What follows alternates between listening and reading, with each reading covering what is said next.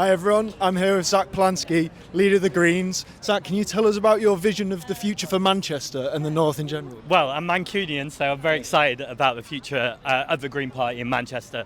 We absolutely are going to make sure that we have a Northern MP. And I think MPs around Manchester have a very good case to be made. We are winning seats there more than we ever have before. In fact, I was just in Wythenshawe last month, where we now have a new councillor, Zoe Marlowe. We saw the Labour Party vote collapse and the Green Party rise. And I think that's what we're going to be seeing more and more in Manchester. I think our message, and I would say this as a Mancunian, but ultimately about working class communities coming together, solidarity.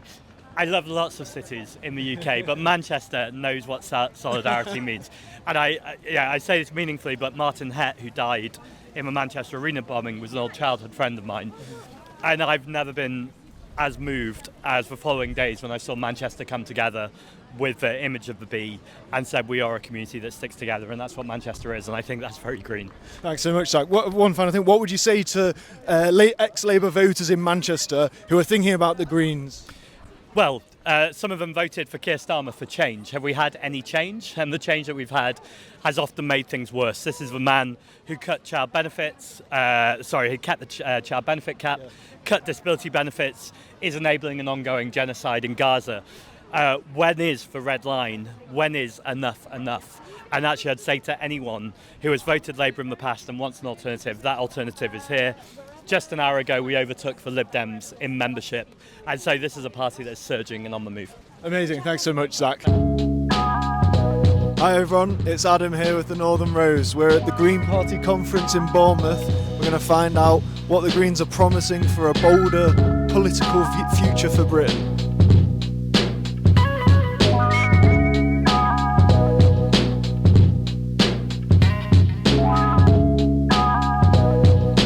Hi everyone, I'm here with Seb at Green Party Conference. Seb, can you tell us a little bit about why you're here today and what you hope to get from the conference? Well, I'm here today, obviously, because I'm a member of the Green Party.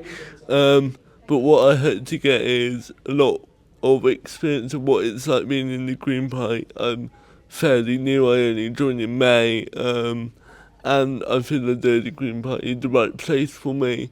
And I'm mainly here to explore, first of all, what the Green Party can stand for, and also what it can do to help the Green Party, because I'm a trans person, for example. I know that the Green Party, other than maybe the Lib Dems, is the only pro-trans party in this country, and that's very concerning.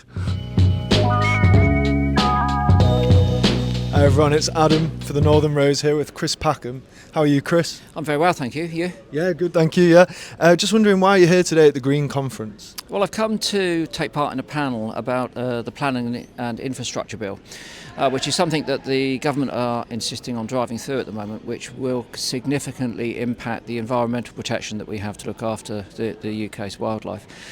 So there's that, and also to have some conversations with some of the Green Party about what we're going to do going forward towards the next election, because I think we're in deep trouble at the moment. And you're very outspoken environmental, what would you say, protester, activist. Yeah. How do you think it's going so far? Do you think do you think you're making steps forwards, or do you think currently we're under threat of going backwards? I think we're in a terrible position. I think the environmental movement has reached its sort of Dunkirk moment. I think we're in full retreat. I'm thinking globally. In the United States, under the oppression of the Trump regime, we've seen significant lack of confidence and action within the movement. And this is a time where we need to regroup, rethink, use a similar amount of motivation that we've had previously, reappraise our methods, because our methods basically need looking at, because one thing's for sure, we've not been getting the message across, and that's why we find ourselves in this terrible predicament. But ultimately, we're at a time, of climate breakdown and biodiversity loss, which is threatening all life on Earth, ours included. And again, globally, we're being overseen by a collective of politicians with not only the no political will, but the wrong political will. So I'm frustrated, I'm angry, and principally I'm scared.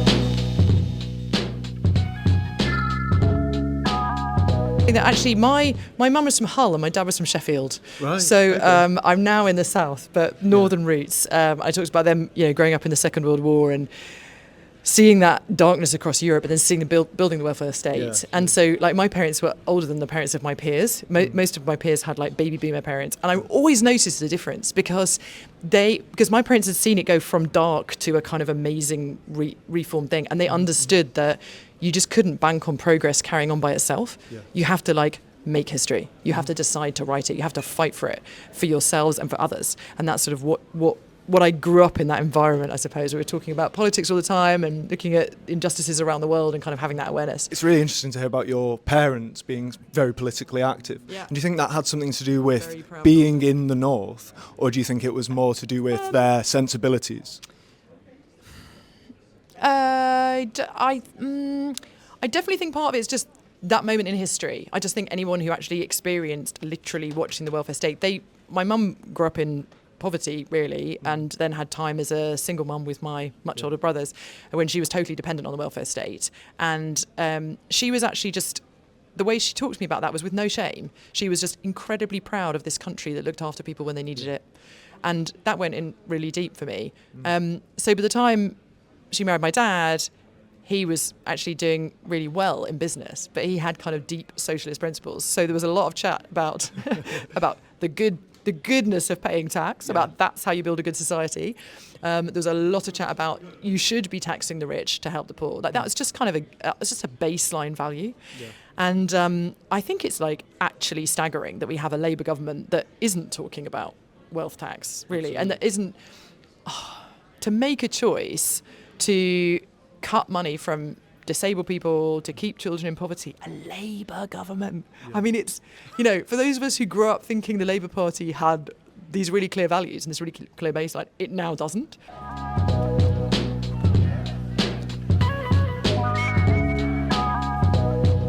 Hi, we're here with Owen Jones. How are you, Owen? I'm very well, actually. Yeah, this is exciting. Good to speak to a fellow northerner. I'm afraid I'm a plastic northerner these days. Sold out my northern roots. I mean, I don't know about that, because I was going to ask you as the first question. You were one of the first, I think, major voices on the left to come out against current Labour government, say, I'm not supporting this government anymore. I think you then said you're supporting the Greens. How does it feel to kind of be justified on that?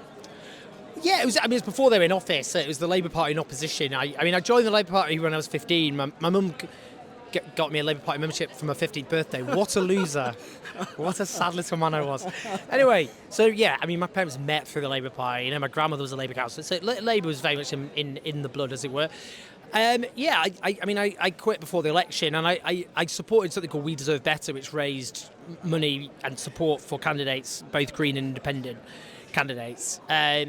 Look, I did say it'd be a disaster. I'm not doing this and I told you so, but I did. But no, but I'm not. I did. I knew it'd be a disaster. I knew it'd be a catastrophe. But I did. It's still more catastrophic than I suggested. It's worse than you thought it'd be. Well, it just is so bad, actually. What I said and said in my columns, I said there'd be a disastrous government and then reform would surge. And that was the danger, and that's obviously what's happened.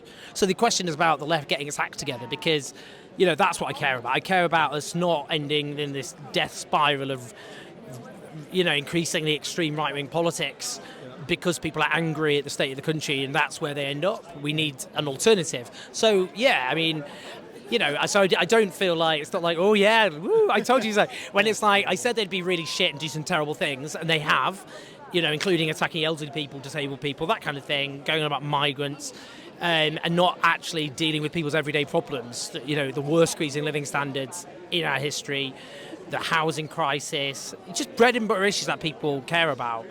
And, we just end up with Nigel Farage soaring. So I don't feel good about that. But there's no joy in being right, is there, I guess? Not if it's a shit show, no. And, so the question is, will, like the Green Party, will it and the left get its act together? Because otherwise this will continue, Labour will be a shit show, and then who benefits?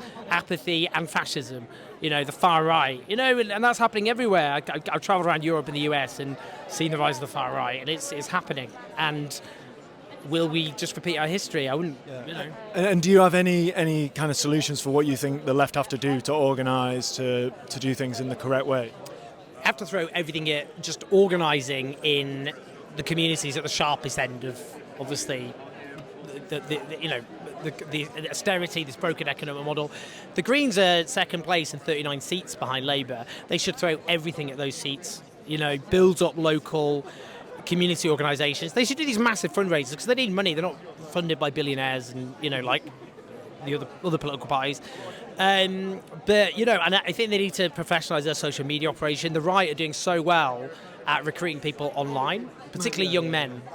And I just think the left needs to get its act together on that, just getting a good online presence and just learning from partly the right, because their algorithms are partly rigged in their favour, so they've got an advantage. But we have to, because I see that young men in particular being won over through certain online content.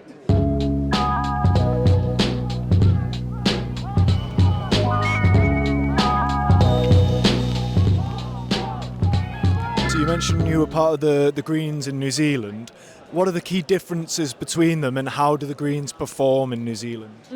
It's actually really similar. The main thing is the consideration of decolonisation and co-governance, which is looking to create a form of politics. There's a lot of context behind this, so it's quite hard to explain, but to try and do it justice and summarise, it's looking at a way of governing a country that incorporates different worldviews and incorporates Te Ao Māori, which is the native Māori people's understanding of the world and how they would operate in their economy, and working out how that fits within the governance structures that we have in a Westminster-style parliament, and quite frankly, it doesn't quite fit at the moment. So the Greens have a lot of policy focus in New Zealand in incorporating this, and it underpins everything.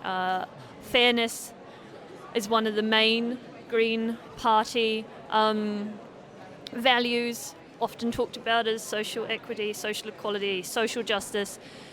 That is so core and really similar here and really similar there. But in New Zealand, there's this very specific want to decolonise. I'm here with Janet. Janet, why are you here at the Green Party conference today? What do you hope to get from it? I'm a new member. I joined 2 years ago. I've been a Labour supporter all my life, but Keir Starmer, I finally got to the point where I thought, I can't, I just got so mad at what he said about something, and I can't even remember now what it was, but it was his final straw. And so, though I wasn't a member of the Labour Party, I went and joined the Green Party, because they seemed like they had the most opportunity to actually do something different. So I'm here. This is my first experience of being at the Green Party. I'm here with my two sisters. They're a different part of the country, but they're also more Green Party activists. And I thought, let's get here. And to actually hear and listen to people, what they're saying. We're finding out what I can possibly do in my own little way, but also where I can support other people doing what they need to do, because we need to make a difference. And it's not working at the moment, and we need to make that difference. Yeah, I think you won't be the only disaffected ex-Labour voter here. Do you think that Labour has let down a large majority of its base, or what do you see going wrong with the Labour Party?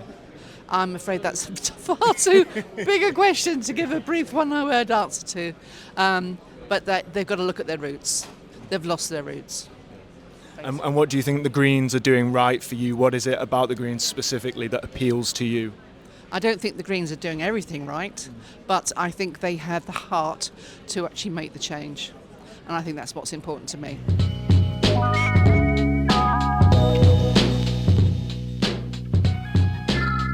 I'm here with John at the Green Party conference. John, why are you here today, and what do you hope to get from the conference? Okay, I'm here to attend the Green Party conference, and a lot of things that I feel like I should benefit from this conference.